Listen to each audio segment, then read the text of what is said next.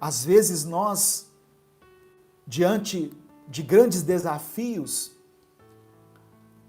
nós nos vemos incapazes, porque os nossos feitos até hoje não representam muitas coisas, sabe? Talvez você se vê pequeno demais diante daquilo que Deus quer fazer através da sua vida. Eu quero ler junto com você o livro de Êxodo, Êxodo capítulo 3, do verso 1 ao verso 16. Moisés pastoreava o rebanho de seu sogro Jetro, que era sacerdote de Midian. Um dia levou o rebanho para o outro lado do deserto e chegou a Horebe, o monte de Deus. Ali o anjo do Senhor lhe apareceu numa chama de fogo que saía do meio de uma sarça. Moisés viu que, embora a sarça estivesse em chamas, esta não era consumida pelo fogo. Versículo 3. Que impressionante, ele pensou. Por que a sarça não se queima? Vou ver isso de perto. O Senhor viu que ele se aproximava para observar. E então, do meio da sarça, Deus o chamou. Moisés, Moisés. Eis-me aqui, respondeu ele. Então disse Deus, não se aproxime, tire as sandálias dos pés, pois o lugar em que você está é terra santa. Disse ainda, eu sou o Deus de seu pai, o Deus de Abraão, o Deus de Isaque, o Deus de Jacó. Então Moisés cobriu o rosto, pois teve medo de olhar para Deus. Disse o Senhor, de fato tenho visto a opressão sobre o meu povo no Egito, e também tenho escutado o seu clamor, por causa dos seus feitores, e sei quanto eles estão sofrendo. Por isso desci para livrá-lo das mãos dos egípcios, e tirá-los daqui para uma terra boa e vasta, onde manam leite e mel, a terra dos cananeus, dos hititas, dos amorreus, dos ferezeus, dos heveus e dos jebuseus. Pois agora o clamor dos israelitas chegou a mim, e tenho visto como os egípcios os oprimem. Vá, pois, agora, eu o envio ao faraó para tirar do Egito o meu povo, os israelitas. Moisés, porém, respondeu a Deus, quem sou eu para apresentar-me ao faraó e tirar os israelitas do Egito? Deus afirmou, eu estarei com você. Esta é a prova de que sou eu quem o envia.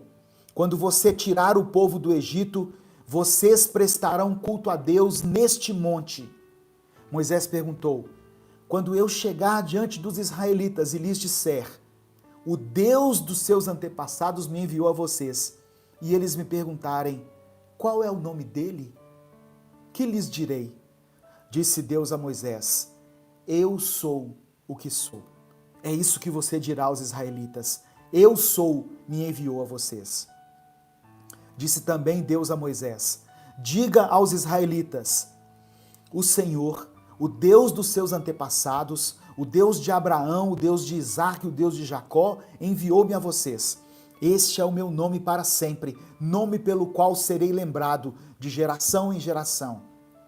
Vá, reúna as autoridades de Israel e diga-lhes, o Senhor, o Deus dos seus antepassados, o Deus de Abraão, de Isaque e de Jacó, apareceu a mim e disse, eu virei em auxílio de vocês, pois vi o que lhes tem sido feito no Egito.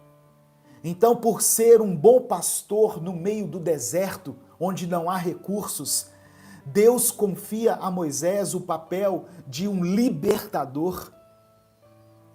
Só que Moisés se encheu de dúvidas, se encheu de argumentos. Quando nós recebemos uma promessa de Deus e as circunstâncias não são favoráveis a nós, nós também permitimos que a dúvida seja gerada em nosso coração. Amém? Só que Deus disse para Moisés, eu serei contigo. Eu serei contigo. Teve um momento que Moisés falou assim, eu não sei nem falar direito, Deus. Alguns estudiosos acreditam que ou ele era gago, porque ele disse que era pesado de boca e de língua. Alguns acreditam que Moisés era gago, ou que, por ser hebreu, mas criado entre os egípcios, ele tinha um sotaque meio estranho, sabe? Então o fato é que Moisés não se achava capaz de realizar a obra que Deus havia confiado a ele. E nós também somos assim. Olhamos para nós mesmos, observamos a nossa limitação, a nossa incapacidade e nos esquecemos de que nós servimos a um Deus que opera no sobrenatural. Deus não opera no plano natural. Deus não depende dos recursos naturais para fazer aquilo que Ele quer fazer. Deus só depende que nós digamos a Ele, eis-me aqui, Senhor. Quando ouvir a voz de Deus te chamando para algo, apenas diga, eis-me aqui, Senhor. Só isso. Não olhe para a sua vida, não olhe para a sua limitação. Se Deus te chamou, se Deus te escolheu, certamente Ele é quem vai te capacitar. Amém? Um exemplo disso é a vida de Abraão. Quando Deus chama Abraão, em Gênesis capítulo 12, e Deus fala assim, eu farei de você pai de uma multidão, você será pai de muitas nações, Abraão. Só que Abraão já era velho e era casado com uma esposa estéril e não tinha filhos.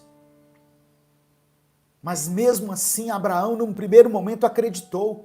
Ele seguiu o comando de Deus, que dizia, sai da tua terra, da tua parentela, ou seja, sai da geografia que você está ocupando, se desliga dos seus parentes e vai para uma terra que eu vou te mostrar.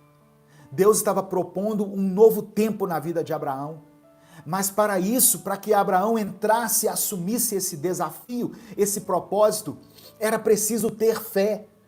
Porque aos olhos naturais era impossível que Abraão e Sara tivessem filhos. Por isso a palavra do Senhor diz que Abraão creu contra a esperança. Por isso ele é chamado o pai da fé. Onde não haviam possibilidades, ele acreditou nas impossibilidades. Aleluia. Em Números capítulo 13, quando o povo chega à terra prometida, quando o povo está prestes a entrar na terra prometida, eles enviam antes 12 espias, pessoas para examinar a terra, antes de entrar. Eles escolhem 12 homens e mandam esses homens espiar a terra. 10 deles voltam com um relatório negativo, dizendo assim, a terra é boa, só que tem gigantes. E a Bíblia diz que aos olhos deles, eles se viam pequenos demais, aos olhos deles. Porque eles olharam sobre a perspectiva dos gigantes e não sobre a ótica de Deus. Nós precisamos olhar para a nossa vida, para os nossos desafios, para aquilo que está diante de nós, sob a perspectiva de Deus. Nós temos que olhar para os nossos problemas, para os nossos gigantes, mas sobre a ótica do Senhor. Não sobre a nossa limitação, sobre as nossas condições, mas sobre as promessas de Deus que estão contidas na palavra a nosso respeito.